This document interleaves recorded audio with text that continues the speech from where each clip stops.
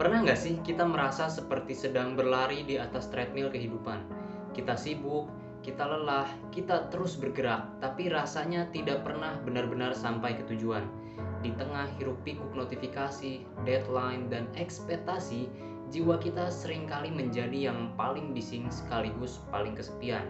Kita sering mencari healing dengan pergi ke tempat yang indah, mencoba makanan enak, atau maraton serial favorit. Tapi seberapa sering solusi itu benar-benar menyentuh akar masalahnya, atau hanya sekedar menjadi perban sementara untuk luka yang terus menganga? Assalamualaikum warahmatullahi wabarakatuh. Hari ini saya ingin mengajak teman-teman menyelami sebuah buku yang menawarkan rute penyembuhan yang berbeda, bukan keluar tapi ke dalam. Ini adalah ulasan saya untuk buku yang berjudul Self Healing with Quran, karya Ummu Kalsum. Saat pertama kali memegang buku terbitan Syalmahat Publishing ini, saya berpikir, mungkin ini buku motivasi Islami seperti yang lainnya. Tapi saya keliru. Buku ini tidak memposisikan dirinya sebagai manual kebahagiaan, melainkan sebagai sebuah kitab P3K atau First Aid Kit Spiritual. Coba bayangkan, sebuah kotak P3K, di dalamnya ada obat merah, perban, plester, dan lainnya. Kita tidak memakai semuanya sekaligus kan? Kita hanya mengambil apa yang kita butuhkan saat terluka. Inilah analogi yang paling tepat untuk buku ini. Ummu Kalsum dengan cerdas membagi obat-obatnya ke dalam bab-bab tematik seperti Lahtahzan, Lataqof, dan lain sebagainya. Ketika jiwa kita terluka oleh rasa kecewa, kita bisa langsung membuka laci penawar kesedihan. Ketika kita cemas akan masa depan, ada perban untuk menenangkan sebuah ketakutan tersebut. Kedalaman analisis buku ini tidak terletak pada teori psikologi yang rumit, tapi pada kemampuannya untuk menjadikan Al-Quran relevan secara emosional.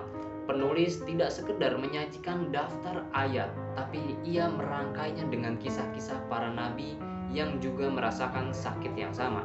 Misalnya, saat membahas kesedihan, kita tidak hanya disuguhkan ayat, tapi kita diajak merasakan duka mendalam Nabi Yakub yang kehilangan putranya, Yusuf. Kita diajak memahami bagaimana di puncak kerapuhannya, satu-satunya pengaduan beliau adalah kepada Allah.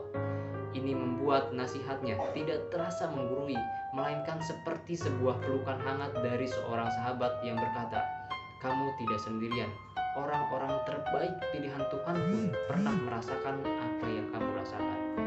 Namun, sebuah ulasan yang jujur harus berani melihat dari dua sisi. Disinilah saya ingin menyampaikan poin krusialnya.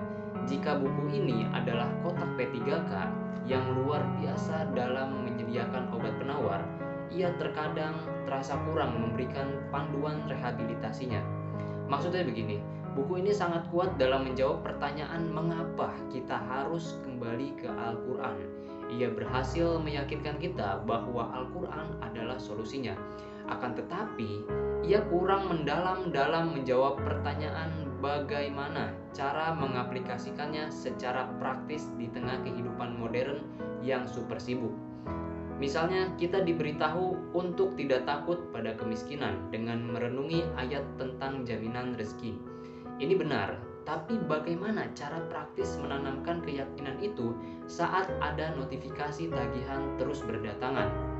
Langkah konkret apa yang bisa dilakukan seorang mahasiswa atau karyawan yang cemas selain membaca ayat tersebut? Buku ini bisa menjadi lebih kuat jika menyertakan semacam actionable steps atau panduan refleksi harian yang lebih terstruktur bagi pembaca modern. Lantas, apakah kekurangan itu membuat buku ini tidak layak untuk dibaca? Sama sekali tidak. Kita hanya perlu memahami fungsinya dengan tepat. Saya punya analogi kedua untuk buku ini. Buku ini seperti sebuah GPS spiritual. Ketika kita tersesat di rimba emosi kita, GPS ini tidak selalu memberikan rute tercepat atau termudah, tapi yang ia lakukan jauh lebih fundamental. Ia melakukan kalibrasi ulang.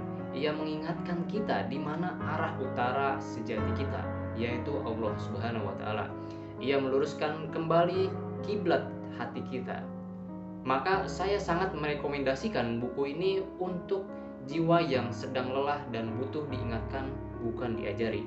Lalu yang kedua, untuk mereka yang merasa jauh dan ingin menemukan jalan pulang ke Al-Quran. Dan ketiga, untuk siapa saja yang butuh pertolongan pertama saat emosinya sedang berantakan sebelum mencari solusi yang lebih teknis. Buku ini mungkin bukan manual perbaikan diri yang lengkap, tapi ia adalah sebuah surat cinta, pengingat yang begitu indah dan tulus dari Tuhan, yang disampaikan melalui tulisan Ummu Kalsum. Pada akhirnya, self-healing with Quran mengajarkan kita bahwa penyembuhan sejati bukanlah tentang menghilangkan luka, melainkan tentang menemukan kekuatan untuk terus berjalan meski dengan luka tersebut. Kekuatan itu ada di dalam Al-Quran, menunggu untuk kita gali. Buku ini adalah pintu gerbangnya, sebuah langkah pertama yang syahdu untuk kembali pulang. Dan terkadang, menyadari kemana arah jalan pulang adalah awal dari penyembuhan itu sendiri. Terima kasih. Wassalamualaikum warahmatullahi wabarakatuh.